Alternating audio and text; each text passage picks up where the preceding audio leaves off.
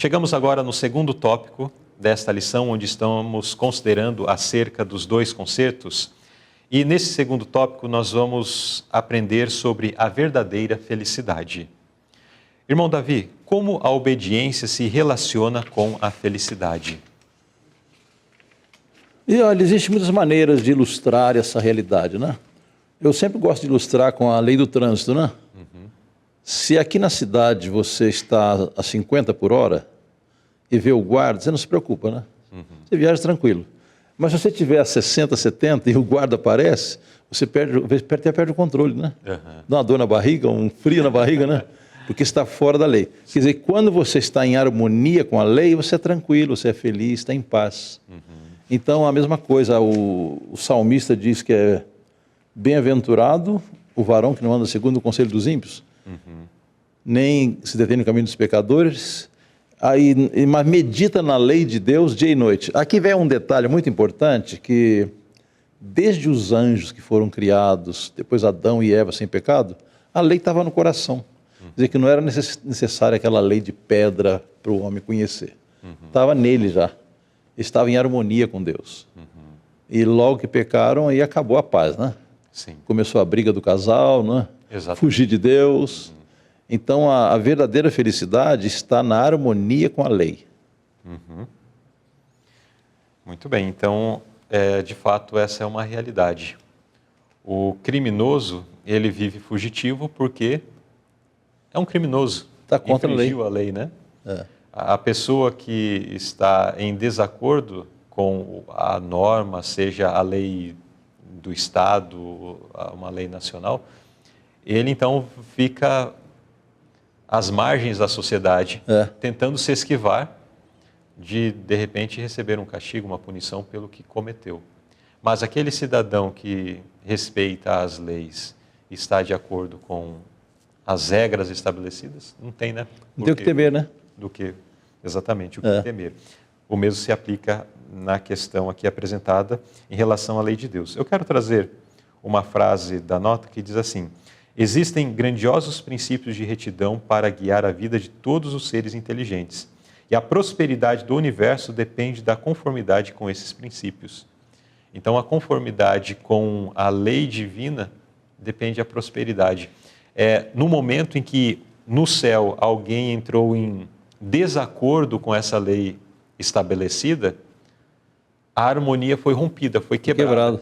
Quando Lúcifer começou a disseminar um espírito contrário, né? Uma ideia contrária e as consequências nós conhecemos.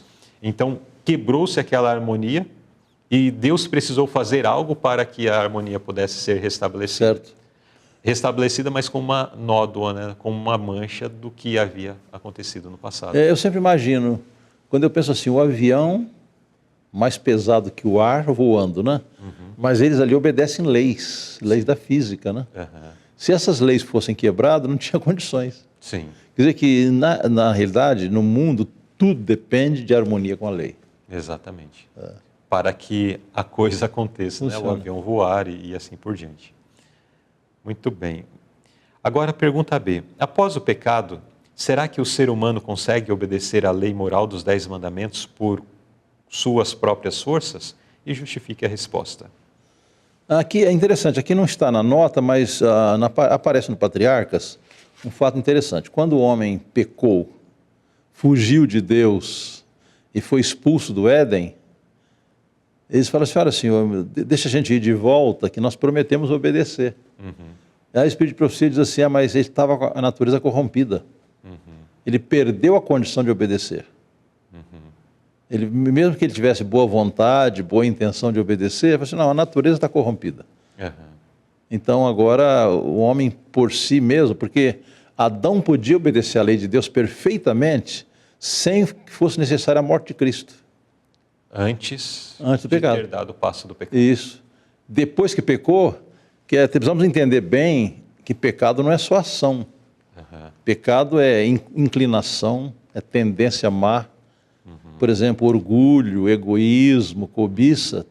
Isso, embora não sejam em si ações, ainda que resulte em ações, né? Mas é uma condição. Sim. E o homem por si mesmo não tem condições de se livrar disso.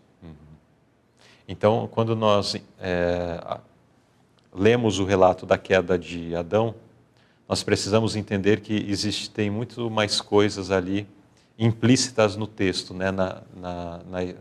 No fato ocorrido. Não foi apenas fiz uma coisa errada e eu posso me corrigir, me policiar para nunca mais fazer isso. Mas ao fazer essa coisa errada, nossos primeiros pais abriram uma porta que não podiam mais fechar, que era a porta da corrupção moral, né? Certo. Então, essa porta eles não têm condição de... Não é apenas o pegar a caneta que está aqui e colocar do outro lado. Eu posso pegar essa caneta e voltar aqui e o estado anterior já está restabelecido. Mas houve implicações em dar esse passo, Muito. né? Que não podem ser resolvidos simplesmente pelo voltar um passo atrás. Até o grande problema dos fariseus é esse aí, sabe? Eles definem assim, o que é pecado? Transgressão da lei, né? O que é justiça? Obediência à lei. Então é só obedecer. Existe uma lógica aí, né? Sim. Só que o homem no seu estado pecaminoso não pode obedecer à lei. Então ele depende de alguém, né? Ele depende de uma justiça diferente, uma justiça superior a essa. Então a simples lógica humana, pecado é transgressão da lei. Justiça, obediência à lei, então é só obedecer. Parece certo, né? Só que ele, por si, com a sua natureza corrupta, depravada, ele não tem condição de obedecer. Aparentemente ele talvez até consiga, mas no aspecto exterior... Não, ela é superficialmente, né? De uma forma superficial, eu não... A letra. Na letra, eu não desonro os meus pais, eu não vivo mato. adultério, eu não mato, eu não roubo, eu não estou mentindo e eu não sou cobiçoso, né? Apesar que eu acho que essa é a condição que o ser humano mais mente para si, né? A pessoa fala, não sou cobiçoso e em relação a Deus eu respeito. Mas esses são aspectos que a gente, talvez no dia a dia, pode até tentar forjar, mas dentro do coração, o mal, o sentimento ruim, quando alguém te fecha no trânsito, quando alguém te afronta, não vai ser a docilidade que vai transparecer, né? Então, de fato, o nosso coração está corrompido. O exterior eu posso até maquiar, consigo até dar uma apresentação, assim, uma roupagem, onde as pessoas olham para mim e falam, nossa, que pessoa direita, né? Direita, faz as coisas sempre corretas. Mas Deus vê o coração. E esse coração está corrompido. Esse é o problema. Jesus falou assim, do coração procedem tudo de mal, né? Agora, aqui na nota, tem um texto muito interessante, o caso de Romanos 8:3, diz assim, porquanto que era impossível a lei, visto como estava enfermo pela carne, aqui o Espírito de Profecia dá uma explicação do que significa isso, né? A lei não podia justificar o ser humano, porque em sua natureza pecaminosa ele não podia guardá-la. Então o homem, por si mesmo, na sua condição pecaminosa, ele não tem condição de guardar a lei. E daí aqui ainda podemos complementar com o que depois lemos numa das cartas menores, quando o apóstolo escreve assim, e aquele que diz que não tem pecado... Está mentindo. Está mentindo. É mentiroso e nele não está a verdade. Ele está a verdade. Está confirmando o seu pecado, né? Aliás, está somando aos demais pecados. Está aumentando. Exatamente. Muito bem.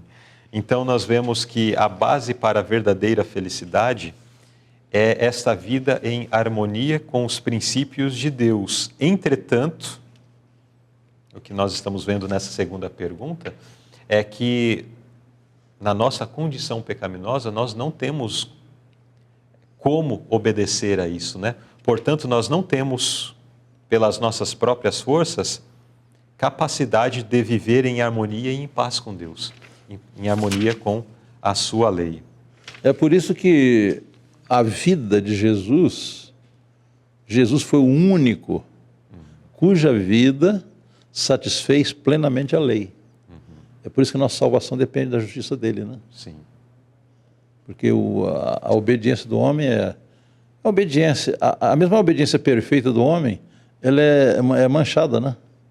De egoísmo. Para que ela seja perfeita diante de Deus, depende da de Cristo, né? Exatamente. Bom, a parte final da nota, ela reafirma isso que já está sendo mencionado, né? De que com a nossa natureza corrompida, não podemos obedecer pelos nossos próprios recursos. Como somos pecadores, impuros, não podemos obedecer perfeitamente à lei de Deus. Não temos justiça própria que atenda, né, aí às exigências da lei, mas unicamente através do sacrifício de Cristo, através de Jesus Cristo, é que nós podemos, então, lutar. A última frase diz: somos totalmente incapazes de escapar das garras de Satanás. Considerando apenas essa primeira parte da frase. Nós somos incapazes. Existem pessoas que, às vezes, têm uma compreensão equivocada do que vem a ser a vontade de Deus, ou desses reclamos da lei de Deus, ou dessa incapacidade de obedecer à lei de Deus. E chegam a dizer: não, hoje eu consegui passar o dia todo, não cometi nenhum pecado. Sem pecado. Passei o dia, olha, em paz com Deus, cheguei no final do dia. Que pecado dizer uma coisa dessa, né? Até uma vez eu ouvi uma irmã, ela foi à frente da igreja, toda feliz. Ela falou assim: irmãos, olha, eu agradeço ao Senhor porque nunca fui chamado numa comissão. Viu? Falei: nossa, que irmã justa, né? Pelo menos aos seus próprios olhos era justa. Pois é. Então, precisamos entender que somos incapazes. E apenas quando nós entendemos a nossa incapacidade, é que nós podemos, então, nos tornar capazes, né? Exatamente. Através de Cristo Jesus. Porque enquanto nós pensamos: sou capaz, posso, eu consigo, aí nós não abrimos a possibilidade para que Cristo trabalhe através de nós, né? Aí eu me lembro daquela experiência de Paulo, que ele foi ao terceiro céu, né? Segundo aos Coríntios 12, no fim da sua experiência ele fala assim: olha, quando eu sou fraco, eu sou forte. Quer dizer, quando eu reconheço que eu não posso, aí eu posso. Naquele que fortalece. Naquele que fortalece. Quando eu penso que posso, a minha situação está má. Aliás, a Espírito de Profecia diz assim: lábios santificados nunca proferirão palavra de tamanha presunção. Estou sem pecado. Sou santo.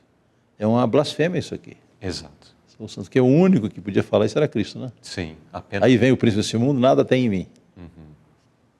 Mas nós não temos condição nenhuma de dizer isso. Quer dizer, quanto mais perto de Cristo chegamos, mais vemos a nossa debilidade. A sequência da frase confirma, né, esse aspecto de que, mas Deus forneceu um meio de escape. Nós não podemos escapar das garras de Satanás, mas Deus forneceu um meio de escape. O Filho do Altíssimo tem força para enfrentar a batalha por nós. E aquele que nos amou, e por nós, e por aquele que nos amou, podemos sair mais do que vencedores. Então, através de Cristo, nós podemos sair mais do que vencedores. E toda a honra, toda a glória será dada a Cristo. A Cristo. Então, toda a vitória, toda a boa ação, tudo que por nós de bom for feito, nenhuma glória será para nós. Não, mas conscientemente, hein?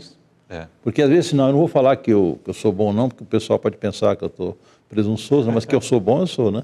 Exato.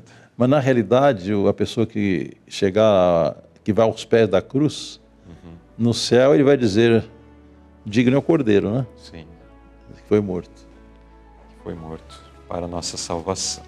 Muito bem, então assim nós fechamos esse segundo tópico, que falou sobre a verdadeira felicidade. Existe um padrão para alcançar essa se estabelecer essa verdadeira felicidade. Por outro lado, existe uma impossibilidade natural e que se torna apenas possível por um único caminho, que é através de Jesus Cristo, que deu a sua vida por nós.